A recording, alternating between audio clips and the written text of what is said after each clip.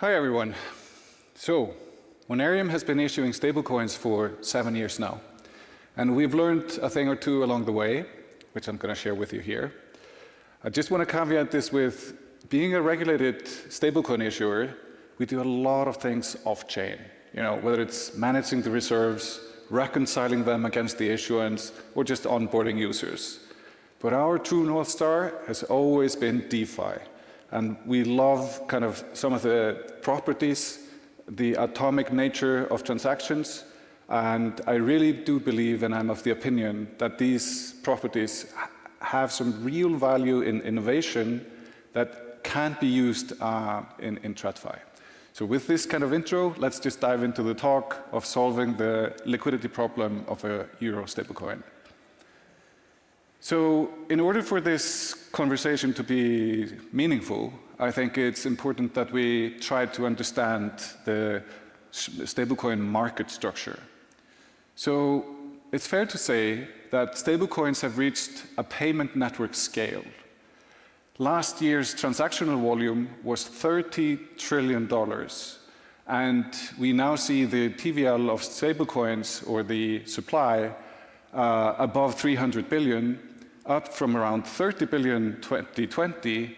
And last November, Treasury Secretary Scott Bessent predicted that we'll reach 3 trillion by the end of 2030. And actually, most of the leading financial institutions reached the same 2 to 4 trillion range within the same time range.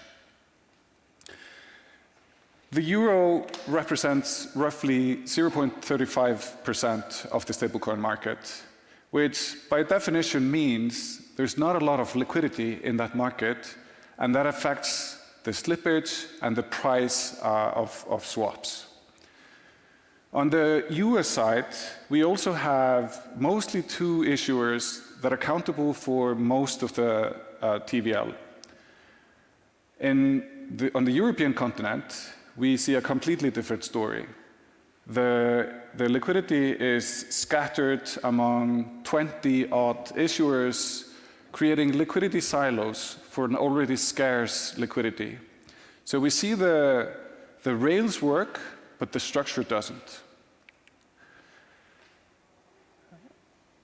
And if we now zone in from sort of the high level down to some of the key challenges any stablecoin issuer is facing, let me walk you through 3 of them.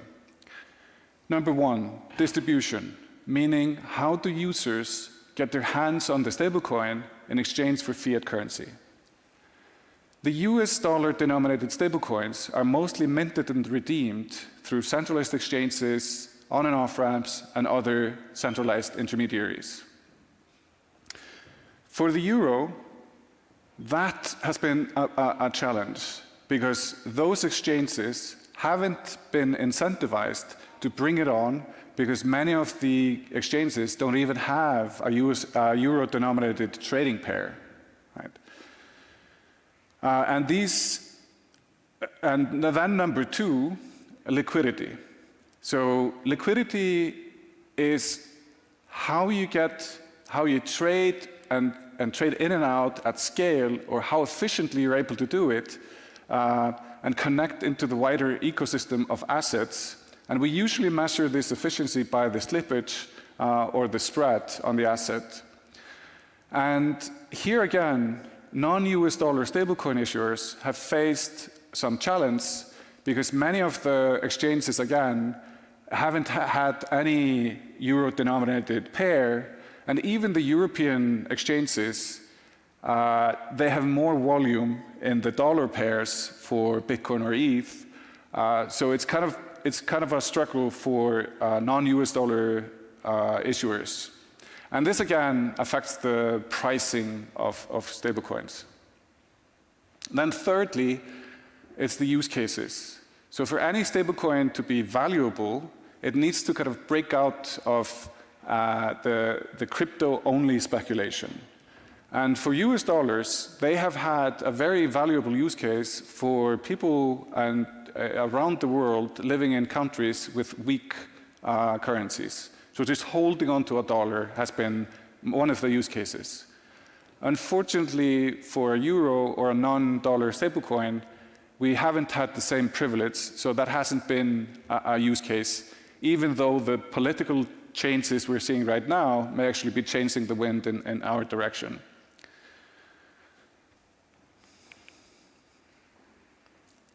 So stablecoins are mostly traded on two kinds of venues. It's the centralized exchanges and the decentralized exchanges, and each comes with their own pros and cons. So let's walk through the centralized exchanges. We can issue our token and list it on an exchange.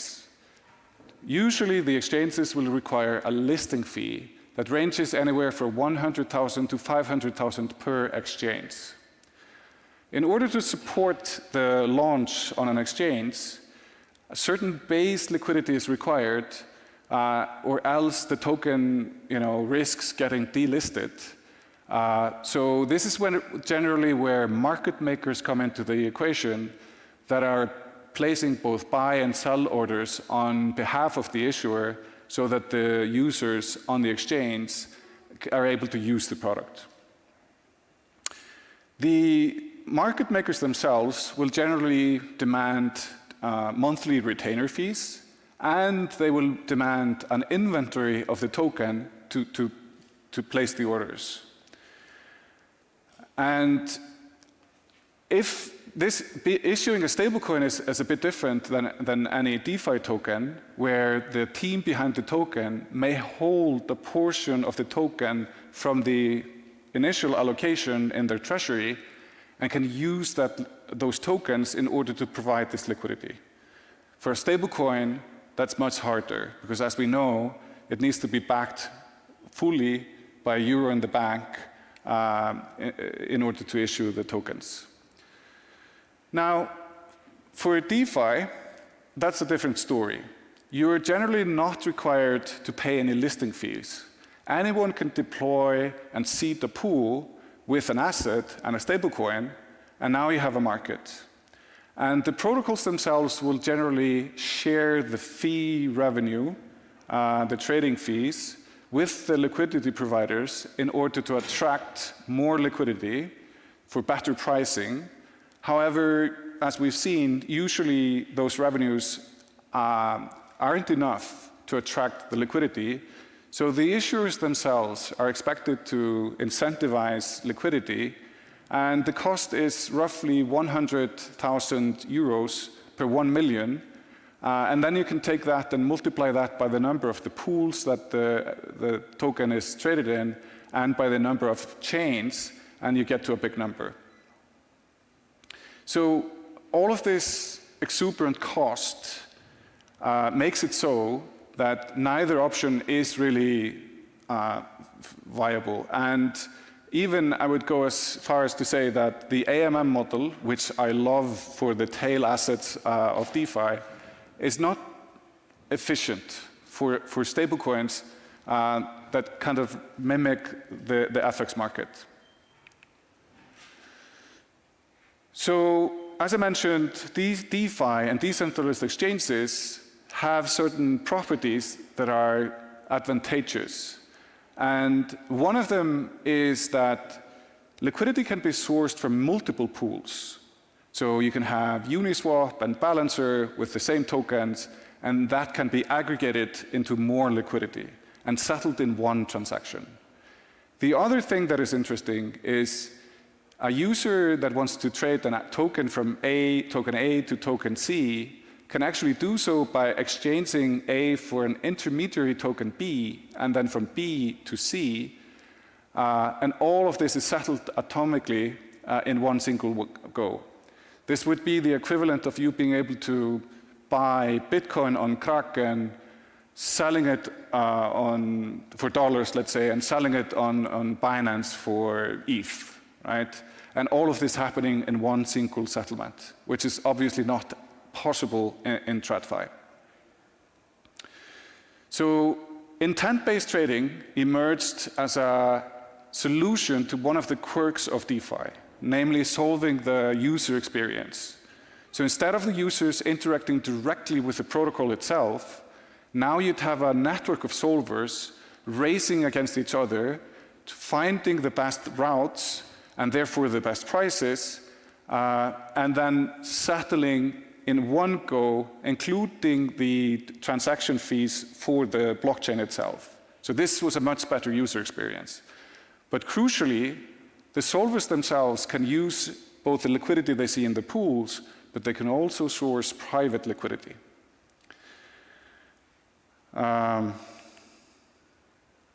So when we were faced with this liquidity issue, we could take this in two directions. We could either raise funds in order to seed the pools, pay the market makers, pay the listing fees, and so on and so forth, or we could try to do something innovative and new. And we decided to try to understand, can we use the atomic nature that I mentioned in my intro to do something clever?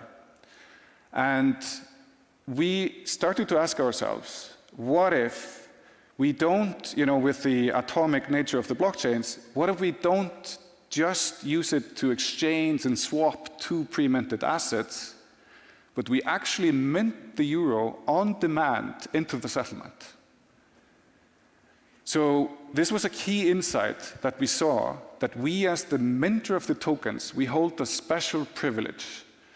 And we have an unfair advantage over everybody else who wants to make liquidity for our tokens.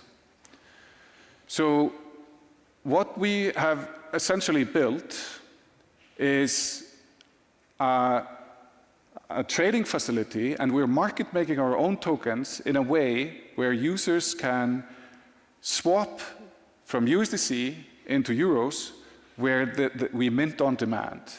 And again, this new liquidity primitive is, of course, composable, meaning that solvers will find paths from any token that has liquidity against USDC, and then now that token now has liquidity for euros. So how it works is we stream our liquidity to the solvers, who then use that liquidity to showcase that in the UI of the venues like CowSwap. When the user does the trade, they give their signature, the trade happens, we mint, and now we hold USDC. We sell off this USDC in exchange for euros that now back up the EURI that we just minted. So that is a real innovation in our minds. We are starting with Ethereum mainnet, and we will be launching on other chains as well. We are also going to be able to do this not just for the euro, but also for the GBP, the pound that we do, and any token that we wish that we will do in the future. And the cool thing here is we can actually reuse the same liquidity across all chains, because we don't need to pre-fund the trades and have it sit idle in one pool where it may not be utilized, where there's liquidity need in another pool. We can just stream the liquidity in all the pools, and wherever the trade happens, that's where we mint. So I was here last year, kind of hinting at this capability, and this year I'm telling you that this is live. This is now, we support up to 100,000 euros and dollars in both directions. We will be taking that up. We can effectively do virtually unlimited amounts in the direction USDC to euros. And here we are seeing CowSwap on the left side, where the user will get 85,852 euros. And if we compare that with the best, let's say, retail product for TradFi, TransferWise, we're beating that by a small margin. So it's at least at par. The other cool thing is that the user on the left, he will get the settlement is happening in 15 seconds, whereas TransferWise can only guarantee delivery of the euros the day after. So here again, we are able to create liquidity for any token in your wallet that has liquidity with USDC.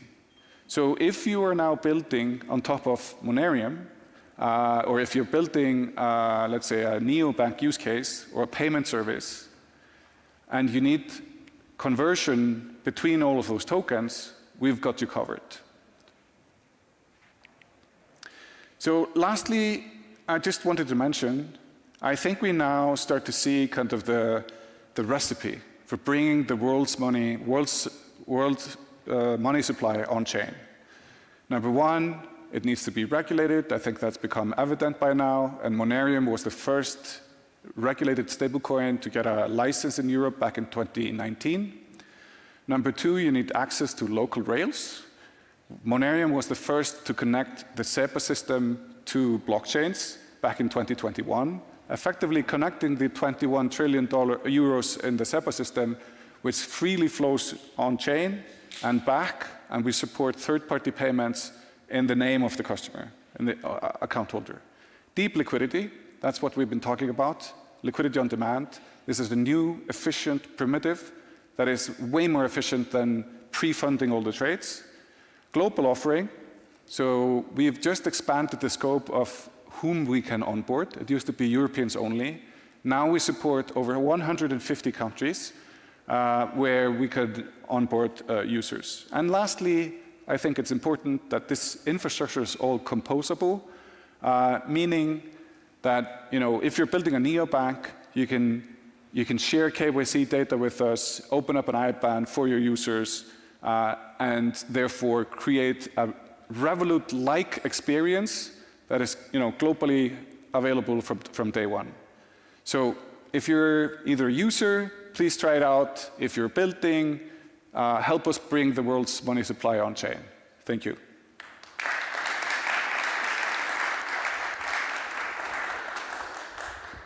I don't know if we have time for questions. There's some time for questions. So if anybody has a question here for Gísli, please raise your hand and we'll be handing the microphone. There you have some.